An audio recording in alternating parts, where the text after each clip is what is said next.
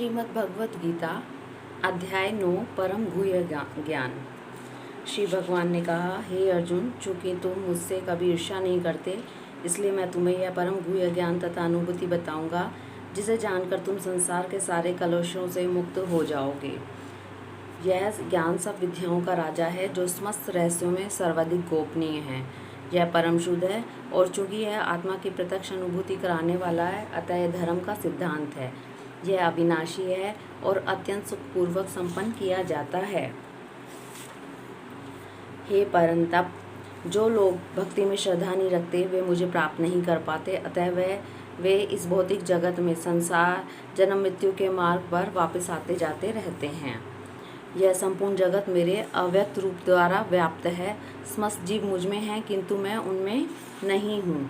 तथापि मेरे द्वारा उत्पन्न सारी वस्तुएं मुझ में स्थित नहीं रहती। जरा मेरे योग ऐश्वर्य को देखो। यद्यपि मैं समस्त जीवों का पालन करता और सर्वत्र व्याप्त हूँ, लेकिन इस विराट अभिव्यक्ति का अंश नहीं हूँ, क्योंकि मैं सृष्टि का कारण स्वरूप हूँ। जिस प्रकार सर्वत्र प्रवहमान प्रबल वायु सदैव आकाश में स्थित रहती है, उसी प्रकार समस्त उत्पन्न प्राणियों को मुझ में स्थित जानो। हे कुंती पुत्र, कल्प का अंत होने पर सारे प्राणी मेरी प्रकृति में प्रवेश करते हैं, और अन्य कल्प के आरंभ होने पर मैं उन्हें अपनी शक्ति से पुनः उत्पन्न करता हूँ।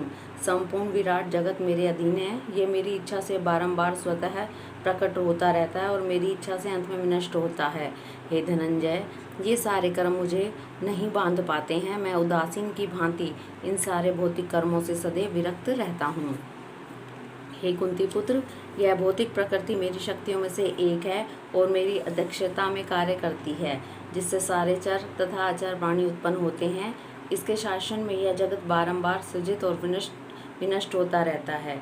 जब मैं मनुष्य रूप में अवतरित होता हूँ तो मूर्ख मेरा उपहास करते हैं। वे मुझ परमेश्वर के दिव्य स्वभाव को नहीं जानते। जो लोग इस प्रकार मोहग्रस्त होते हैं, वे असुरी तथा नास्तिक विचारों के प्रति आकृष्ट रहते हैं। इस मोहग्रस्त अवस्था में उनकी मुक्ति आशा, उनके सकाम कर्म तथा ज्ञान का अनुशीलन सभी निष्फल हो जाते हैं। हे पार्थ, मोहमुक्त महात्मा जन देवी प्रकृति के संरक्षण में रहते हैं।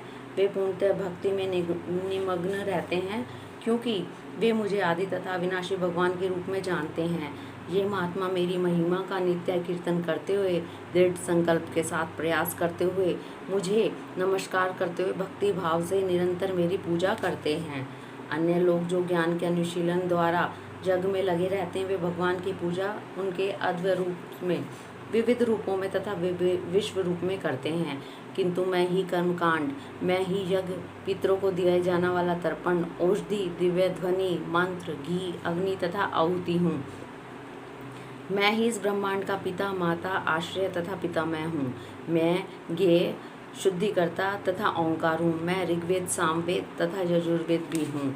मैं ही लक्ष्य, पालनकर्ता, स्वामी, साक्षी, धाम, शरण स्थली, अत्यंत प्रिय मित्र हूँ। मैं सृष्टि तथा प्रलय, सबका आधार, आश्रय तथा अविनाशी बीज भी हूँ। हे अर्जुन, मैं ही ताप प्रदान करता हूँ और वर्षा को रोकता तथा लाता हूँ। मैं अमरत्व हूँ और साक्षात मृत्यु भी हूँ। आत्मा तथा पदार्थ दोनों मुझ में ही हैं। जो वेदों का अध्यात्म करते तथा सोमरस का पान करते हैं, वे स्वर्ग प्राप्ति की गणवेक्षणा करते हुए अप्रत्यक्ष रूप से मेरी पूजा करते हैं। वे पाप कर्म से शुद्ध होकर इंद्र के पवित्र स्वर्गिक धाम में जन्म लेते हैं, जहाँ देवताओं का सा आनंद भोगते हैं।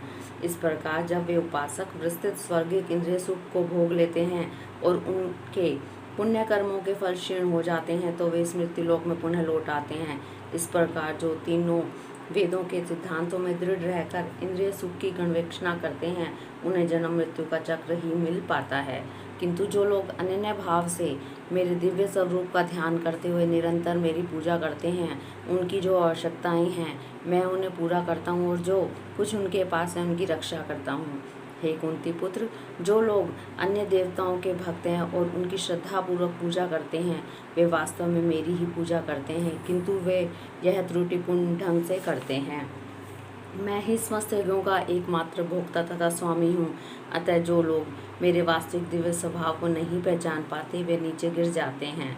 जो देवताओं की पूजा करते हैं, वे देवताओं के बीच जन्म लेंगे। जो पितरों को पूजते हैं, वे पितरों के पास जाते हैं। जो भूत पिशाचों को की उपासना करते हैं वे उन्हीं के बीच जन्म लेते हैं, और जो मेरी पूजा करते हैं मेरे साथ निवास करते हैं। यदि कोई प्रेम तथा भक्ति के साथ मुझे पत्र, पुष्प, फल या जल प्रदान करता है तो मैं उसे स्वीकार करता हूँ। हे कुंती पुत्र, तुम जो कुछ करते हो, जो कुछ खाते हो, जो कुछ अर्पित करते हो या दान देते हो, और जो भी तपस्या करते हो उसे मुझे अर्पित करते हुए करो।